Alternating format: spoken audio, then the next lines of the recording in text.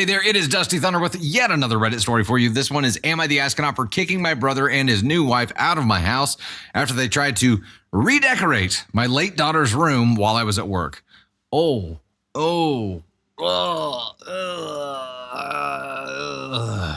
So this is still pretty fresh and I'm absolutely fuming. For context, I, 38 female, lost my daughter 2 years ago in a car accident. She was only 14, and ever since that day, I've kept her room exactly as she left it. I don't go in there often, but just knowing that it's there untouched brings me comfort. It's like having a piece of her still with me. Her posters, her art supplies, her clothes, all of it is still there. I can't bring myself to change it. Now, fast forward to a few months ago, my brother, 34 male, and his new wife, 29 female, had some financial issues after blowing a ton of money on a ridiculous, extravagant wedding. They asked if they could stay with me a little while if they saved up for a place. Even though I wasn't thrilled about it, I agreed because, well, family, right? At first, things were fine until recently. I noticed my sister-in-law making comments about how I shouldn't keep a shrine and how it's time to move on. You bitch. Whoa. First of all, I'm saving your ass right now, and you're telling me what I should and shouldn't do? That's ballsy. I ignored her because, frankly, it's none of her damn business how I grieve my child. My brother stayed quiet mostly, but I could tell she was getting into his ear. Anyway, I come home from work last week to a literal nightmare. I walked into my daughter's room, and I kid you not, they had taken all of her posters down, boxed up her stuff, and had started repainting the walls a hideous beige. You gotta be shitting me. This is the most disrespectful thing that I have ever heard of. How?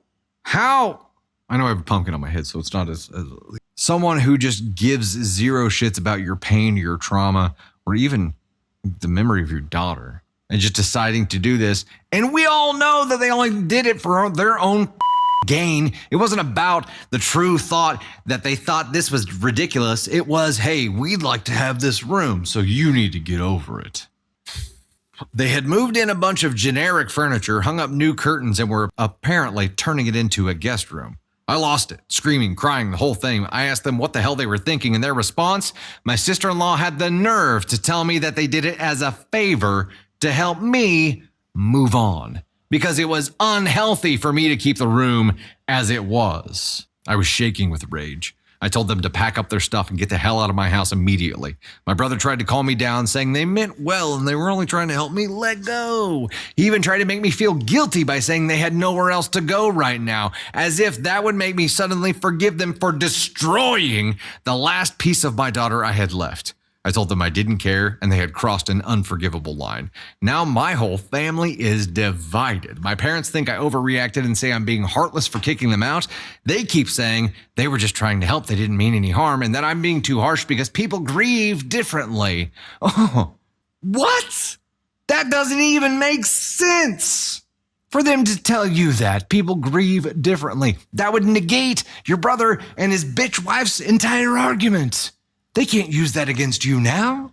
They're even suggesting that I apologize and let them move back in. My brother's still texting me, asking me to reconsider, saying they're in a tough spot, but all I see when I look at him is betrayal. So am I the astronaut for kicking them out and refusing to even consider letting them back in after what they did? No, hell no.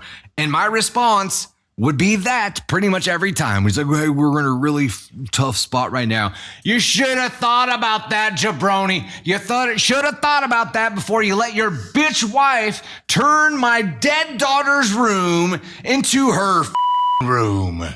I'm sorry. Maybe you're in the shit position that you're in because you're both idiots who give zero shits about other people, who have no respect for anything, not even your deceased niece. Are you shitting me? We're in a tough spot. Reconsider. I can see why you're in a tough spot. Because you're the worst. You're the worst.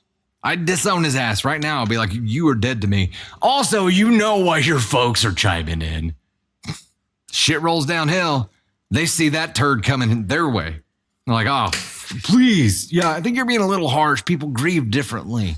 People grieved. Yeah, no shit. It's none of his business or her business His new wife, who wasn't even around for any of this, didn't even know the girl. None of her business how you grieve. But it was selfishly motivated. That's what makes this all so much worse. She didn't give a single shit, not even a dingleberry. She wanted that room for herself and was willing to sacrifice your daughter's memory to get it.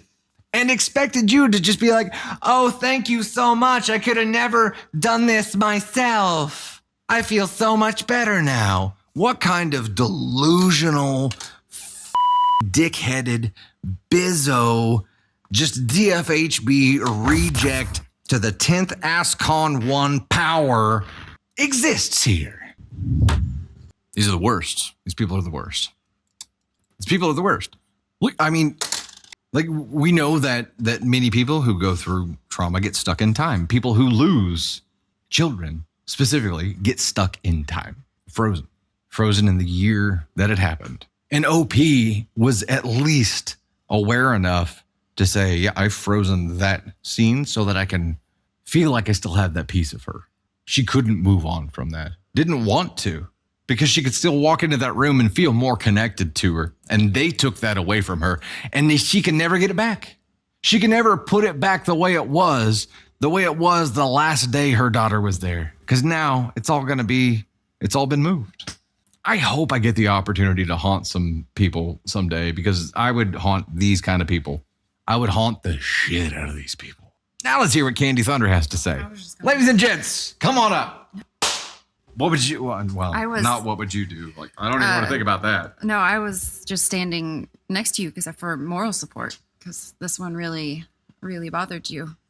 So I was just trying to be there for you. I don't know how you are calm enough to write this story, OP. Well, I would imagine it did not just happen. But here's the thing that I want to look back on, is the fact that they were in a tough spot because they blew all their money on a wedding and then went into somebody else's home. Even if that wasn't a room that she kept first, but like for her daughter, to remember her daughter, to revisit her daughter, even if it was just a room in their home, these are still ASCON 1. But then you add in the fact that OP has lost a child, and these are the exception for going past ASCON 1, in my opinion. Because I don't know how you get more evil than that, to tell someone. Nobody gets to tell anyone how to grieve. However you choose to grieve is what makes your world work, what makes your mind stay sane. And to say that you get to tell someone, if someone did this to me, I'd probably be in prison, because I don't know that I could stop myself from. You and I both would be there. Because I've seen, firsthand, I've seen people lose children, and I've seen what it does to them. And it, as a parent, any parent, it haunts you. It haunts your dreams. It haunts you when you're awake. Like, you are always like vigilant with your children, because you're always worried. And for that to actually happen, like, for anyone here, like, who has lost a child, I'm so very sorry, because I can't imagine. I just can't. It's not something that I could. I just don't know. Like, I don't know how you do that. Like, I don't know, because once, and this is, we talked about in a previous story, like, this is the time when you can say, I guess, if you don't have kids, like, this is something that's hard to understand. But I don't know how you walk into somebody's home and rearrange stuff for kids, like, for something that makes them feel good, because to lose a child at 14 is just. He had to know it was wrong. That's it. Like, but she convinced him to do all this, but having the balls to step into that room and see her collage pictures, and to see, like, and to touch those things and to put them in a box, and to go through with that, like, in that moment, your soul turns black, right? And a black hole is the only thing I can see past ASCON 1. That's an unforgivable. It's disgusting. And like, a time marches on, so maybe your parents and your family, like, that is not their child. That is their grandchild. There's a degree of separation. But I think when it comes to a parent and child, and this is my opinion, if you feel differently, that is completely okay and normal. Please whatever you think. I can see people saying that you feel differently, but if, in my opinion, like the parent to a child relationship, like no parent wants to go before a child. No parent wants their child before them. No. Like that is, I would give my life without question if I could save 100%. any of our children. Like I would never want to live in a world where they don't exist. And you never forget the day that they were born. You never forget the things that they do, the first of everything. Like those are things that are just burnt into your brain. And it doesn't matter if they pass away at 14 or they pass away at 4 months. Like it does not matter. Those things are in your brain for the rest of your life. You are completely altered when you have a child. Like your brain changes.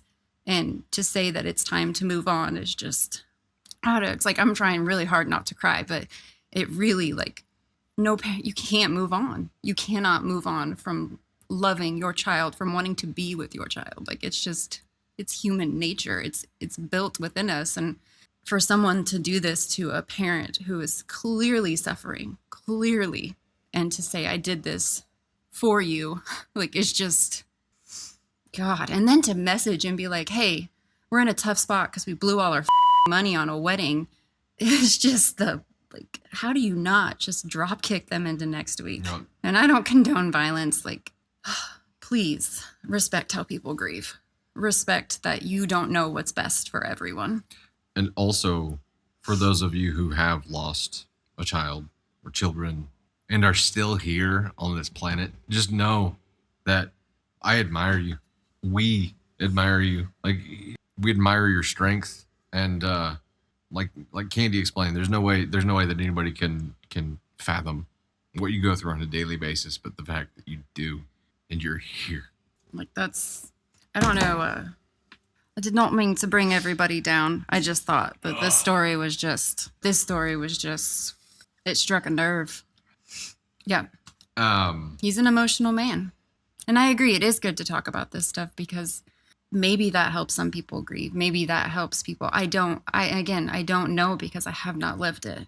And I can have all the empathy and sympathy in the world, but I said this in one of my posts, but I'm like, teach us how to help people. Yeah. Like teach us how to do better by people that are grieving, by people that are hurting, by people that are in abusive relationships, because we're up here giving advice on stories that may or may not be true, but that does not change the feedback. And if there's someone that we can help by doing what we do, even just the tiniest little amount, like we are 100% willing to learn, like willing to self-reflect and change the way that we think just to help people get through whatever hardship they're going through.